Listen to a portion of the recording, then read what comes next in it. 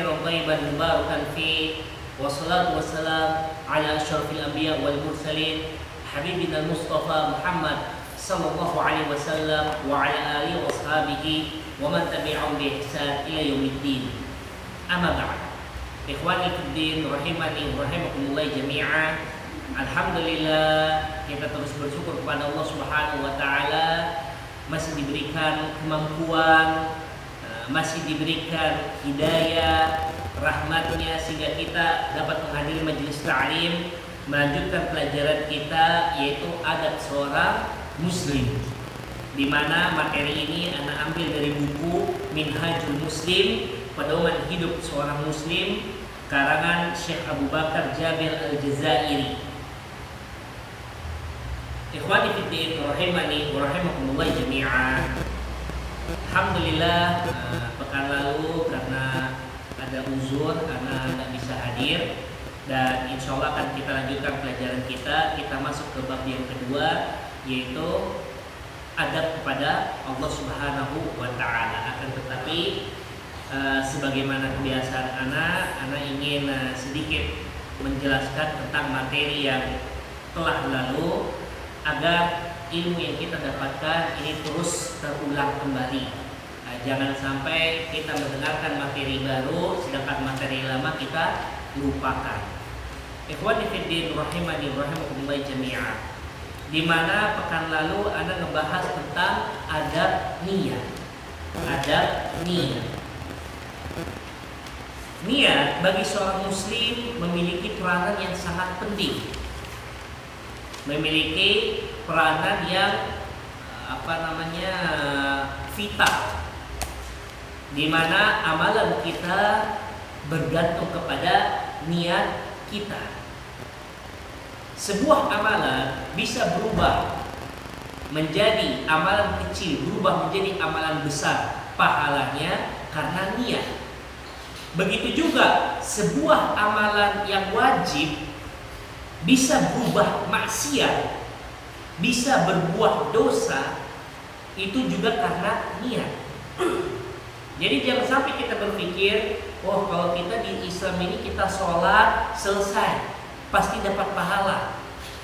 Toib, benar, secara garis besar kita beribadah pasti dapat pahala, tapi tergantung niat. Di mana para ulama menjelaskan dua syarat wajib diterimanya amal ibadah. Yang pertama, ikhlas kepada Allah Subhanahu wa taala. Yang kedua, mengikuti tuntunan ajaran Rasulullah sallallahu alaihi wasallam. Nah, ikhlas kepada Allah Subhanahu wa taala ini terletak terhadap niat. Letaknya ada pada niat. Dengan artian ikhwani fiddin, dalam beribadah kepada Allah Subhanahu wa taala, berusaha untuk menjaga niat kita sebaik mungkin. Jangan sampai kita sudah lelah beribadah, sudah umur kita keluarkan untuk beribadah kepada Allah Subhanahu wa taala, bahkan harta juga kita perjuangkan di jalan Allah Subhanahu wa taala, namun karena niat yang salah, bukan pahala yang kita dapatkan, malah dosa. Jadi berkaitan dengan niat ini hati-hati ya. Ibu, kasih juga air ibu.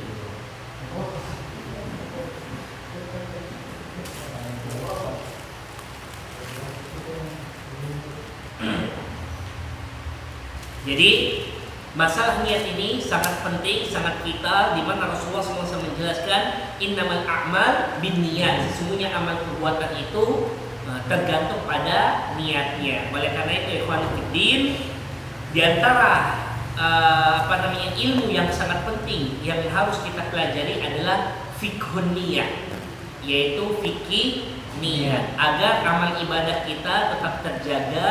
Dan bahkan bila kita tahu kuncinya, ilmunya, subhanallah, hampir semua perbuatan yang kita kerjakan, walaupun itu perbuatan yang remeh, perbuatan yang itu manusiawi, bisa berbuah pahala, tergantung niat.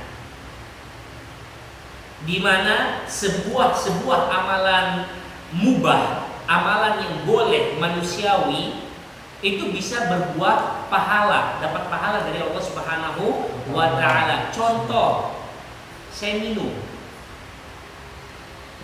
Ini minum sesuatu manusiawi. Orang pasti aus, orang pasti butuh minum. Artinya kalau orang minum, monggo, silakan. Gak ada yang larang.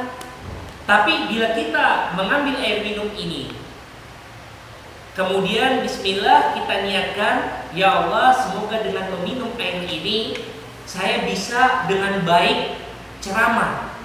Saya bisa dengan baik untuk menyampaikan ajaranmu, menyampaikan firman Allah, menyampaikan sabda Rasulullah sallallahu alaihi wasallam. Kita minum ini bernilai ibadah. Padahal anak cuma minum air. Tapi karena niatnya untuk ibadah, bernilai ibadah. Makan, tidur, jalan, berdiri. Kalau kita niatkan untuk beribadah, maka itu bernilai ibadah. Loh Ustaz, emang jalan itu bisa bernilai ibadah? Emang bekerja bisa bernilai ibadah? Bisa. Saya keluar dari rumah, jalan, kemudian saya bekerja. Saya niatkan, ya Allah, bismillah, saya jalan keluar rumah, saya bekerja ini untuk mencari nafkah, mencari harta halal, buat makan istri dan anak-anak saya. Pahala. Ini bisa bernilai pahala. Padahal pekerjaan sesuatu manusiawi. Siapa saja boleh bekerja. Akan tetapi karena dia niatkan untuk mencari ridho Allah, maka perbuatan tersebut bernilai pahala. Jadi sesuatu yang mubah bisa berubah mendapatkan nilai ibadah dengan niat. Dan begitu juga, hati-hati apabila seseorang berbuat maksiat, apabila seseorang niatnya niat yang buruk, niat yang jelek, ini bisa mendapatkan dosa. Bisa mendapatkan dosa. Jadi hati-hati, niat buruk pun bisa mendapatkan dosa. Maka dari itu dalam sebuah riwayat dijelaskan bahwasanya barang siapa yang dia menikahi seorang wanita, kemudian di syarat pernikahan tersebut ada yang namanya mahar. Akan tetapi si laki-laki ini dia ngomong saya siap bayar mahar, tapi dalam hatinya dia berniat tidak akan dia bayar itu mahar. Dalam hatinya dia berniat itu mahar tidak akan dia kasih untuk istrinya. Kalaupun dia kasih cuma dia perlihatkan, tapi ujung-ujungnya dia sendiri yang makan itu harta. Maka apa yang dikabarkan, orang tersebut dianggap zina, padahal dia sudah menikah. Begitu juga dalam sambungan hadisnya, seseorang yang berutang, dia berutang, meminjam duit, tapi dalam hatinya dia berniat dia tidak akan bayar itu utang. Dia sudah berniat saya pinjam duit, habis itu saya kabur, atau saya cari alasan untuk tidak bayar ini utang. Ketahuilah, sesungguhnya dia sudah memakan harta haram. Dia berdosa. Jadi hati-hati, permasalahan niat ini hati-hati.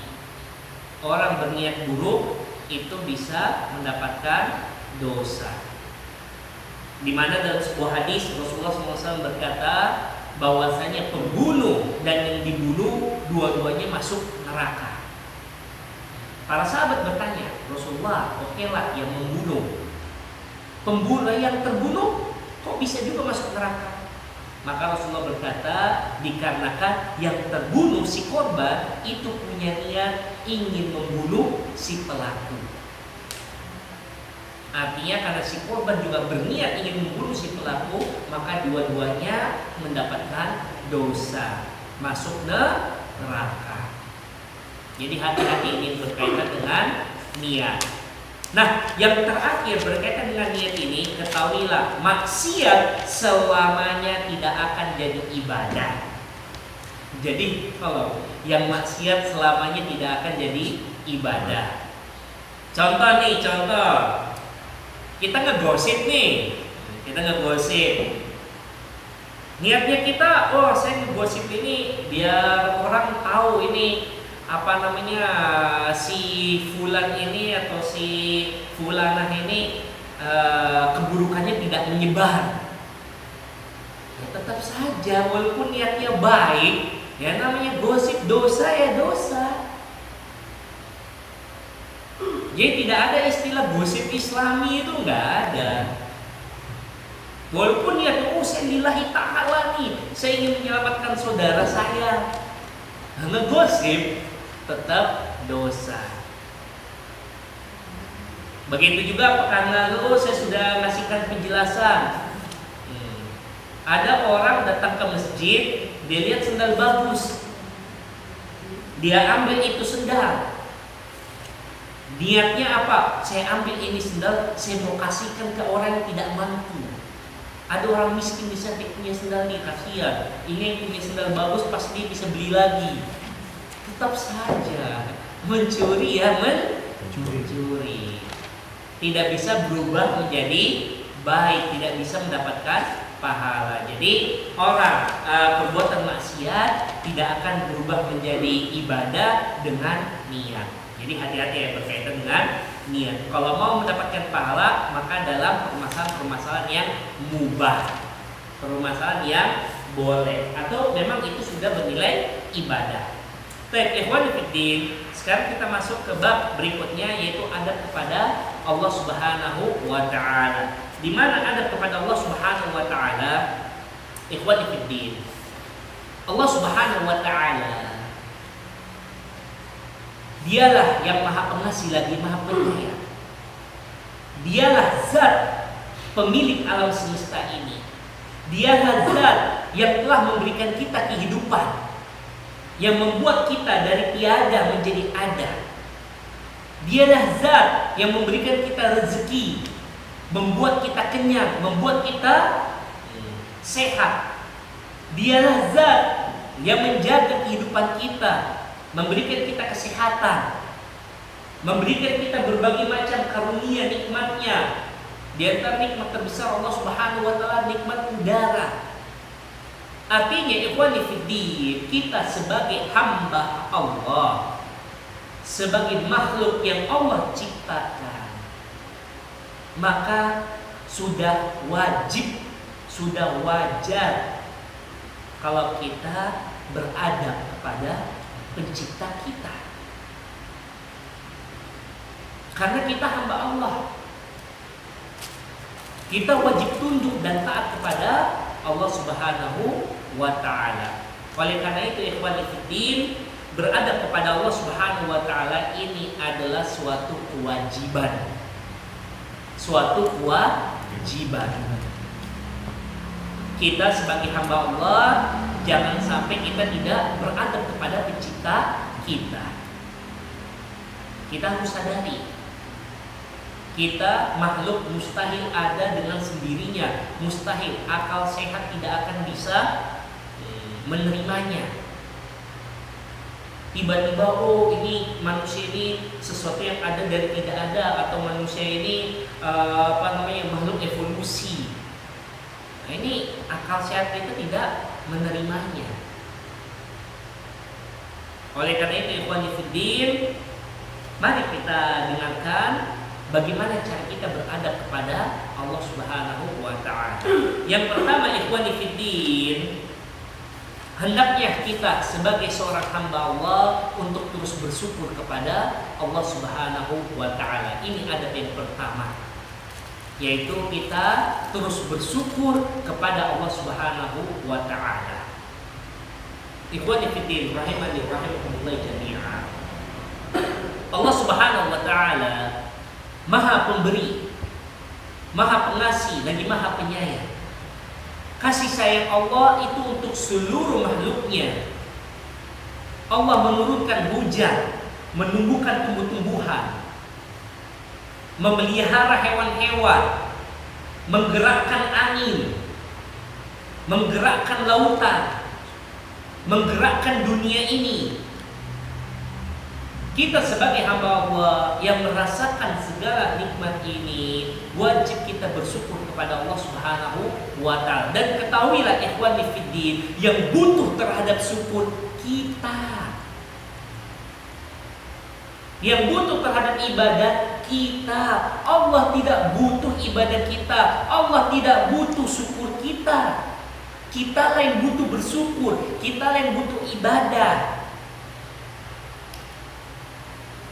Namun subhanallah, Allah yang maha pengasih, Allah yang maha penyayang, di mana kita tahu Allah tidak butuh apa-apa dari kita, namun bila mana kita bersyukur kepada Allah Subhanahu wa Ta'ala, Allah akan memberikan rahmatnya, menambahkan nikmatnya.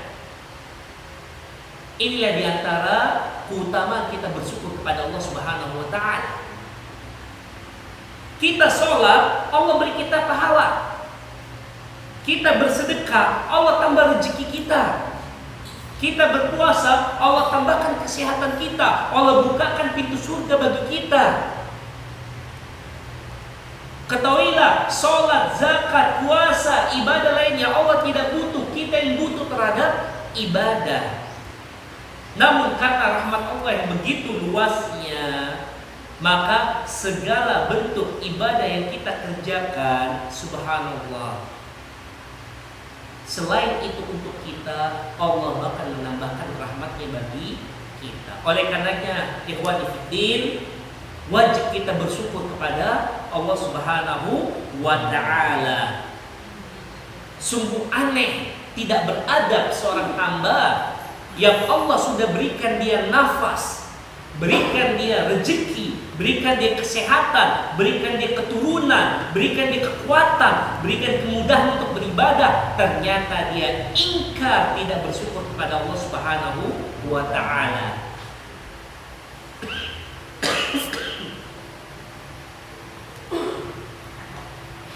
Allah berfirman, "Wa in ta'uddu ni'matallahi la tuhsuha." Dan bila mana kita menghitung nikmat Allah Subhanahu wa Ta'ala, mustahil kita bisa menghitung nikmat Allah Subhanahu wa Ta'ala. Ada sebuah cerita di dalam sebuah riwayat, seorang hamba yang dimana Allah memasukkannya ke dalam surga dengan rahmat Allah, akan tetapi hamba ini meminta kepada Allah agar dimasukkan surga karena amal ibadahnya.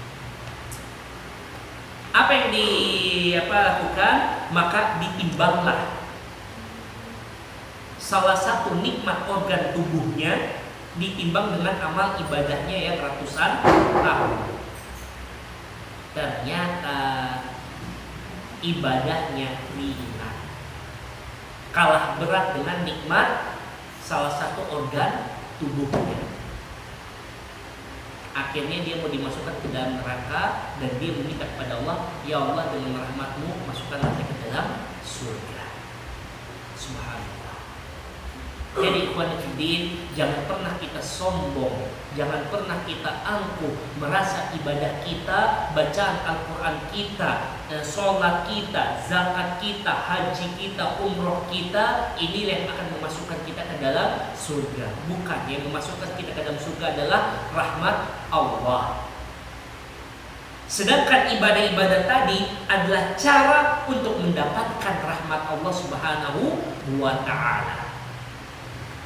Maka bila mana ingin nikmat yang kita dapatkan ini terus dijaga, terus ditambahkan oleh Allah Subhanahu wa Ta'ala, maka teruslah bersyukur. Allah berfirman, "La in syakartum la azidannakum." Bila kalian bersyukur terhadap nikmat yang Allah berikan, maka Allah akan menambahkan nikmat tersebut.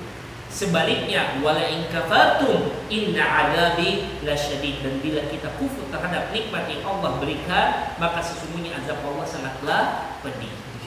Itu yang pertama. Jadi adab kepada Allah yang pertama sebagai hamba Allah adalah kita terus bersyukur kepada Allah Subhanahu wa Ta'ala. Adab yang berikutnya, bahwasanya kita sebagai hamba Allah hendaklah kita malu kepada Allah Subhanahu wa Ta'ala. Hendaklah kita malu kepada Allah Subhanahu wa taala. Ikhwani fiddin, rahimani wa rahimakumullah jami'an. Ketahuilah Allah Maha melihat, Allah Maha mendengar, Allah Maha mengetahui. Tidak ada satupun sesuatu di alam ini kecuali Allah mengetahuinya. Bahkan satu biji yang jatuh ke tengah lautan, Allah tahu biji tersebut. Oleh karenanya ikhwani fiddin, malulah kepada Allah Subhanahu wa taala. Jangan pernah kita berpikir Allah cuma tahu yang nampak, yang tidak nampak itu Allah tidak tahu. Jangan. Allah Subhanahu wa taala berfirman, "Wallahu ya'lamu ma tusirruna wa ma tu'linun." Sesungguhnya Allah Subhanahu wa taala mengetahui apa yang kalian rahasiakan dan apa yang kalian nampakkan. Oleh karenanya ikhwani fiddin, kurang beradab seorang hamba bila mana dia saat terlihat menampakkan dirinya sebagai seorang muslim yang baik, seorang muslim yang hakiki, seorang hamba yang soleh, akan tetapi saat mata manusia tidak melihatnya, dia menjadi seorang yang fajir, seorang ahli maksiat, seorang pendosa, di mana saat manusia tidak ada yang melihatnya, dia kembali kepada godaan-godaan syaitan. Hanya takut kepada mata manusia, hanya takut saat manusia kalau melihatnya. Namun saat tidak ada yang melihatnya, dia menyangka Allah tidak mengetahui perbuatan tersebut. Dia menyangka Allah tidak mengetahui apa yang sedang dia kerjakan. Dia bisa menipu manusia, tetapi mustahil dia bisa menipu Allah Subhanahu wa taala. Oleh karena itu ikhwani fiddin, malulah kepada Allah Subhanahu wa taala, baik nampak maupun tidak nampak. Jangan sampai kita terlihat baik di hadapan manusia, akan tetapi saat mata manusia tidak ada yang melihat, ternyata kita bermaksiat, ingkar kepada Allah Subhanahu wa taala. Bila mana kita bisa memahami hal ini, subhanallah, inilah sebaik-baiknya penjagaan bagi kita seorang muslim. Maka dari itu ikhwani fiddin, yang namanya kejahatan mencuri, merampok, korupsi, nepotisme dan sebagainya, itu adalah kejahatan-kejahatan yang bukan akhlak seorang muslim. Bila seorang muslim menjadikan Allah Subhanahu wa taala sebagai zat yang selalu memperhatikannya, melihatnya, maka setiap dia mau berbuat dosa, dia akan takut. Oleh karenanya ikhwani fiddin, mari didik diri kita, keluarga kita ilmu agama. Sebaik-baik penjagaan bagi diri kita adalah ilmu agama. Anak kita hantam pakai rotan, kita cambuk, kita pukul agar takut, agar tidak mencuri. Tapi kalau tidak dididik agama, dia takut sama rotan, takut kalau ada kita. Saat kita tidak ada, maksiatnya terulang. Tapi kalau anak kita didik, wahai anakku, sesungguhnya Allah Maha melihat. Wahai anakku, apa yang kamu ambil itu Allah akan hitung. Wahai anakku, apa yang kamu curi itu Allah akan hukum. Maka sang anak, bila mana dia mau bermaksiat, dia tidak akan takut sama orang tuanya, akan tetapi yang dia takuti adalah Allah Subhanahu wa taala. Dan ketahuilah, bila seorang anak sudah takut kepada Tuhannya, sudah takut kepada Allah Subhanahu wa taala, kita sebagai orang tua gak usah khawatir, anak tersebut pasti berbakti kepada kita sebagai orang tua. Bila mana kita dapatin ada anak yang tidak berbakti pada orang tuanya, ketahuilah karena dia tidak takut kepada Allah Subhanahu wa taala. Itu yang kedua, yaitu kita sebagai seorang muslim hendaklah kita malu kepada Allah Subhanahu wa taala. Yang ketiga, Kita sebagai seorang hamba Allah, hendaklah kita bertawakal, menggantungkan diri kita, perkara kita kepada Allah Subhanahu wa Ta'ala. Jadi yang ketiga, kita tawakal kepada Allah Subhanahu wa Ta'ala, menggantungkan segala perkara kita kepada Allah Subhanahu wa Ta'ala. Allah berfirman, wa 'alallahi fatawakkalu in kuntum mu'minin. Dan bertawakallah kepada Allah Subhanahu wa Ta'ala bila mana kalian orang-orang yang beriman. Ikhwani fiddin, kita sebagai orang yang beriman kepada Allah Subhanahu wa Ta'ala, maka ketahuilah apa yang sedang kita kerjakan ini, baik itu pekerjaan kita, aktivitas kita, kegiatan kita, ketahuilah semuanya adalah kehendak Allah Subhanahu wa Ta'ala. Ketahuilah bahwa ini semuanya adalah pertolongan dari Allah Subhanahu wa Ta'ala. Jangan pernah merasa saya melakukan ini karena kemampuan saya, karena kekuatan saya, karena kecerdasan saya, kepintaran saya, kelihayan saya, hasil kerja keras saya. Tidak, ikhwani fiddin, ketahuilah semua yang kita lakukan tidak lain karena pertolongan, taufik, hidayah dari Allah Subhanahu wa Ta'ala. Oleh karenanya ikhwani fiddin, gantungkanlah semua perkara kita kepada Allah Subhanahu wa Ta'ala. Bila mana kita sebagai seorang hamba menggantungkan perkara kita kepada Zat yang selalu maha mendengar, yang selalu maha penjawab doa, yang selalu melihat kita, memperhatikan kita, selalu menjaga kita, subhanallah, tenang. Tenang hidup ini, nyaman. Setiap keluar rumah, bismillah, tawakal Allah, jalan. Saat mau bekerja, bismillah, tawakal Allah, bekerja. Tapi coba kalau kita menggantungkan perkara kita kepada selain Allah. Contoh, jimat, cincin kah, kalung kah, batu-batuan kah, badik kah, keris, atau apalah. Kita gantungkan perkara kita kepada benda-benda tersebut. Ketahuilah, bukan kita mendapatkan berkah, bukan kita mendapat manfaat, malah Allah akan menjauhkan dirinya dari kita dan membuat perkara kita bergantung pada benda-benda tersebut. Bukan untung, malah buntung. Jadi hati-hati berkaitan dengan tawakal. Berusaha kita tawakal dengan sebenar-benarnya tawakal kepada Allah Subhanahu wa Ta'ala.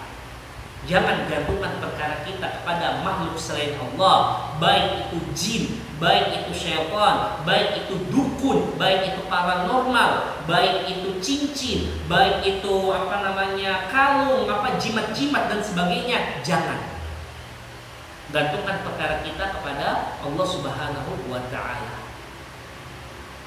Bahkan dalam perihal rezeki pun Rasulullah SAW bersabda, bila mana kalian beriman kepada Allah Subhanahu wa Ta'ala dengan sebenarnya keimanan dan bertakwa dan tawakal kepada Allah Subhanahu wa Ta'ala dengan sebenar-benarnya tawakal, maka Allah Subhanahu wa Ta'ala akan memberikan kita rezeki sebagaimana seekor burung yang keluar pagi hari perutnya kosong, sore hari balik sudah kenyang.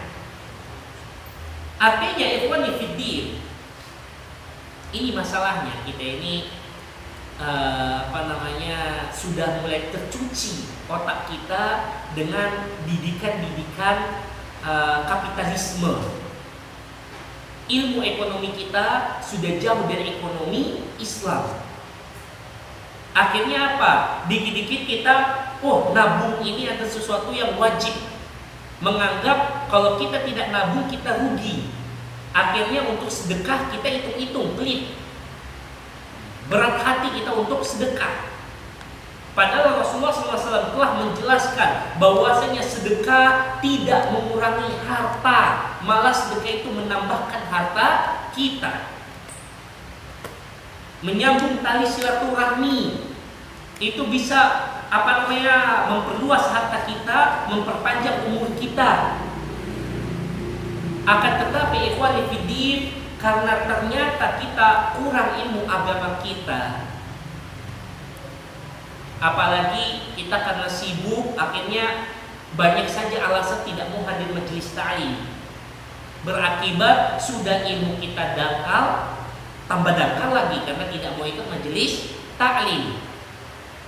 Jadi tidak heran bila mana hidupnya ya susah terus. Bekerja masalah rezeki, hatinya tidak tenang karena tidak bergantung kepada Allah, tapi bergantungnya pada gaji. Wah, ini kalau tidak gaji turun, ini lu makan apa besok? Ini kalau gaji nggak ada, ini anak istri saya mau dikasih apa besok?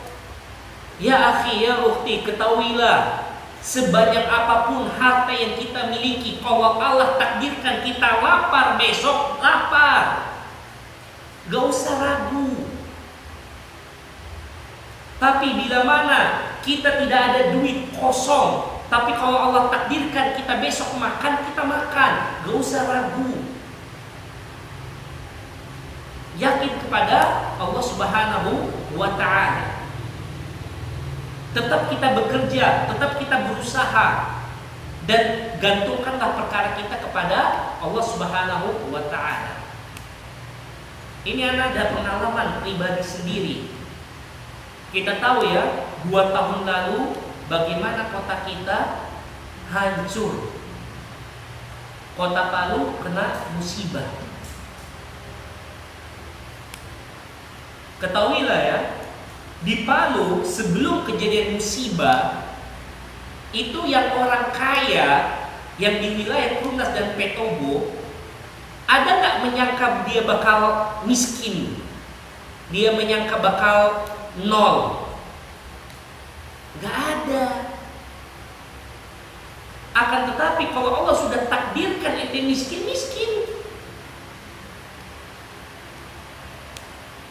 Disinilah ujian dari Allah Subhanahu wa ta'ala. Apakah setelah dia jatuh miskin, dia makin kembali kepada Allah, atau ternyata malah kufur?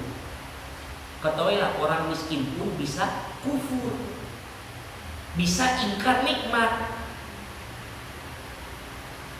Dimana saat dia jatuh miskin, dia menuduh bahwasanya semua ini dari Allah Subhanahu wa ta'ala. Bukan. Apabila kita mendapatkan musibah, kesusahan, ketahuilah itu semua tidak lain karena dosa kita, karena maksiat kita, karena perbuatan buruk kita. Makanya itu kita hidup susah. Oleh karena itu ikhwani fiddin, dengan kita menggantungkan diri kepada Allah Subhanahu wa ta'ala, maka hidup ini merasa aman, nyaman. Anak sendiri pernah mendapatkan pengalaman saat benar-benar habis gantungkan perkara kepada Allah Subhanahu wa ta'ala, tiba-tiba ada saja yang anak tidak kenal orangnya ketemu anak di jalan, ngasih ini daging. Subhanallah. Dan banyak contoh-contoh seperti itu. Cuma terkadang kita lalai, luput. Saat kita mendapatkan orang ngasih bantuan sama kita atau ngasih pemberian sama kita, kita merasa wah ini sesuatu yang wajar. Tidak akhi, tidak ukhti, itu dari Allah. Nah ini terkadang kita lagi susah, tiba-tiba ada orang bayar hutang. Kita merasa oh ini wajar, memang dia bayar hutang, itu sudah kewajibannya dia. Memang, tapi ketahuilah itu dari Allah. Kalau Allah tidak gerakkan hatinya untuk bayar hutang, mustahil dia mau bayar itu hutang. Jadi bila mana kita mendapatkan kenikmatan, walaupun itu sepele, bersyukurlah. Ketahuilah nikmat tersebut dari Allah. Jadi orang bayar utang tepat waktu atau lebih duluan, atau dia bayar aja, itu nikmat dari Allah, bukan suatu kewajaran. Kita dibantu Oh wajar karena saya miskin, karena saya susah, saya berhak dapat bantuan. Tidak, itu dari Allah. Jadi jangan sampai kita gara-gara dapat bantuan, mungkin subsidi dari pemerintah, oh wajar, ini uang hasil pajak saya hasil. Tidak, itu dari Allah. Ini harus kita pahami, harus kita mengerti, agar jangan sampai kita dapat dapat mangkok sup atau sayur dari tetangga. Kita bilangnya oh ini wajar. Tidak, itu dari Allah. Jadi walaupun sepele nikmat yang kita dapatkan, ketahuilah itu dari Allah Subhanahu wa Ta'ala. Maka tawakallah kepada Allah Subhanahu wa Ta'ala. Gantungkanlah perkara kita kepada Allah Subhanahu wa Ta'ala. Yang berikutnya, sebagai seorang muslim, hendaklah kita mengharap rahmat Allah Subhanahu wa Ta'ala. Jadi hendaklah kita mengharap rahmat Allah Subhanahu wa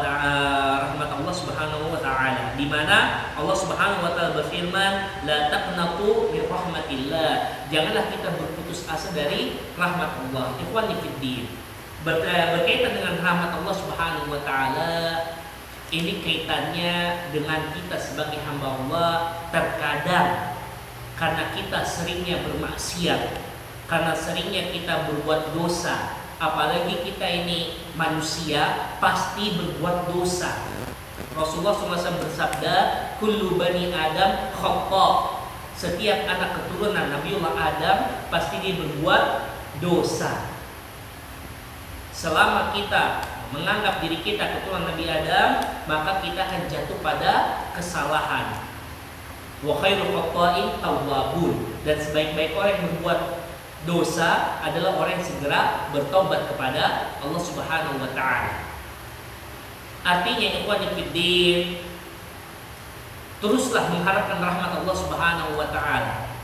Jangan pernah merasa, wah, saya sudah terlambat untuk bertobat, saya sudah tidak bisa diampuni oleh Allah, dosa saya sudah banyak harta haram yang saya makan, sudah banyak dosa yang saya tumpuk, sudah banyak zina sana sini yang saya kerjakan dan sebagainya.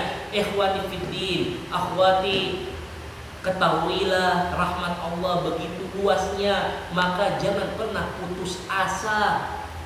Teruslah kita berdoa, teruslah kita meminta kepada Allah Subhanahu wa Ta'ala. Ketahuilah ikhwani fiddin, Allah murka, Allah marah kepada seorang hamba yang tidak mau berdoa, meminta kepada Allah Subhanahu wa Ta'ala. Ini kita harus pahami. Allah tidak butuh terhadap doa-doa kita, akan tetapi Allah murka saat seorang hamba tidak meminta kepada Allah. Sebabnya bila seorang hamba tidak lagi berdoa kepada Allah, artinya hamba tersebut sombong, angkuh, dia merasa tidak butuh kepada Allah.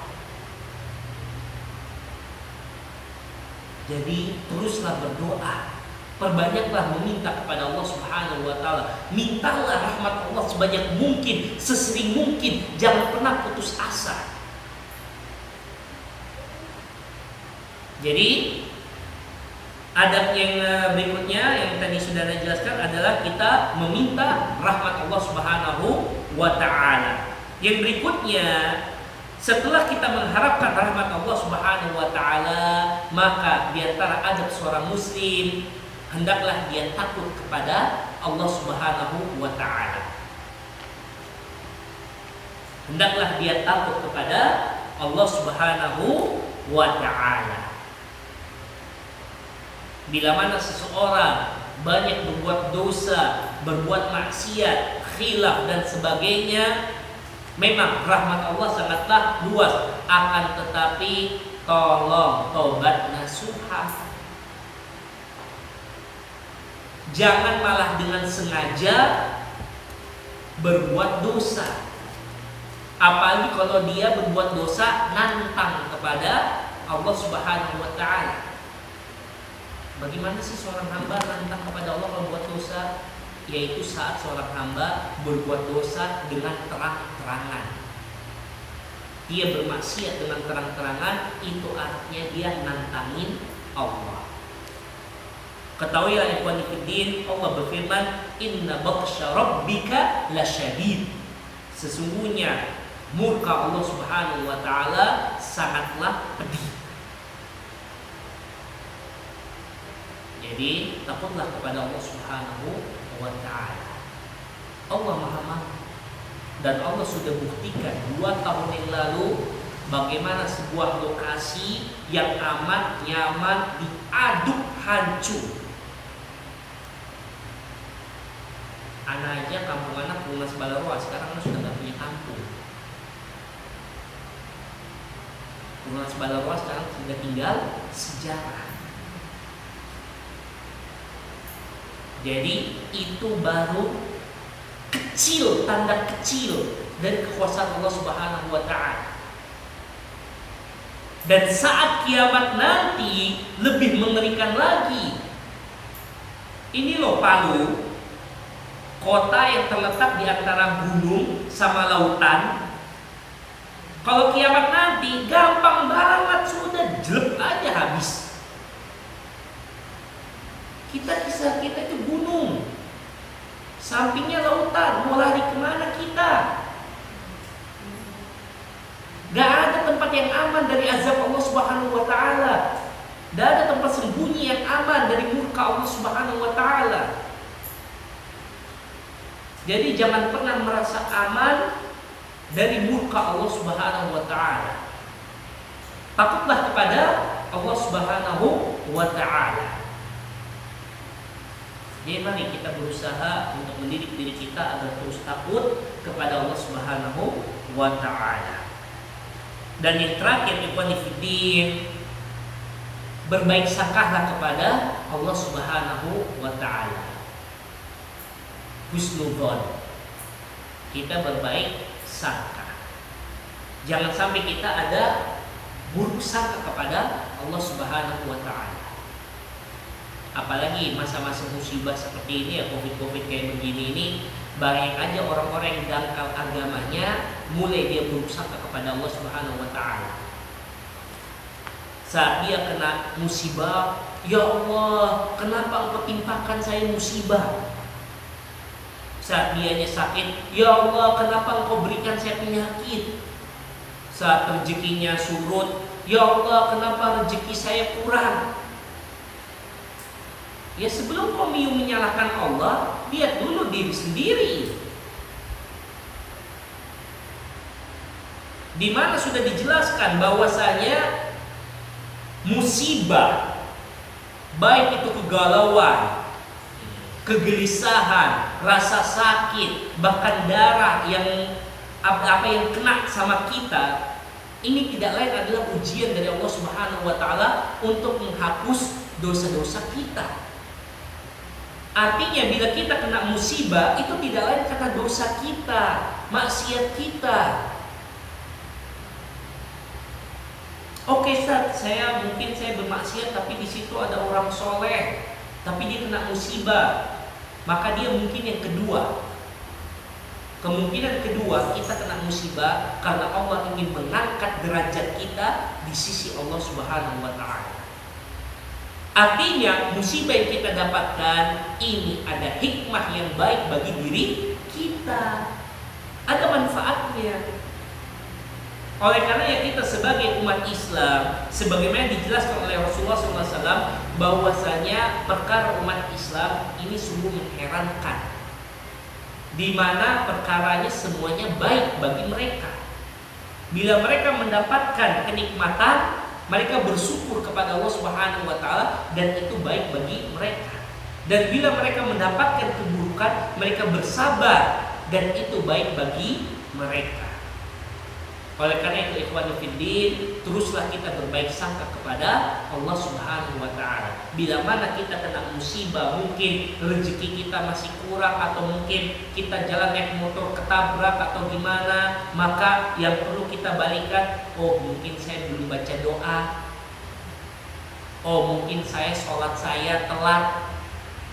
Oh mungkin hari ini saya belum sedekah. Oh mungkin hari ini ada dosa yang saya terucapkan.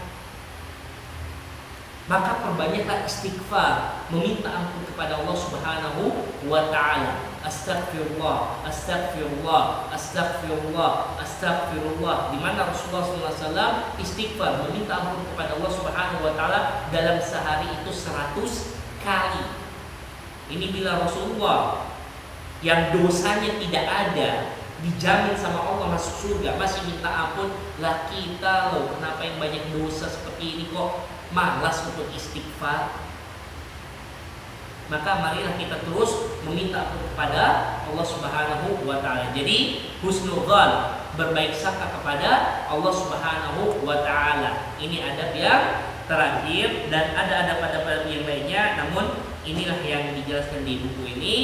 Insya Allah pekan depannya kita akan masuk adab kepada firman Allah Subhanahu wa taala, itu adab kepada Al-Qur'an. Baik, sampai di sini ada pertanyaan. Bila ada pertanyaan, Anda tutup ya.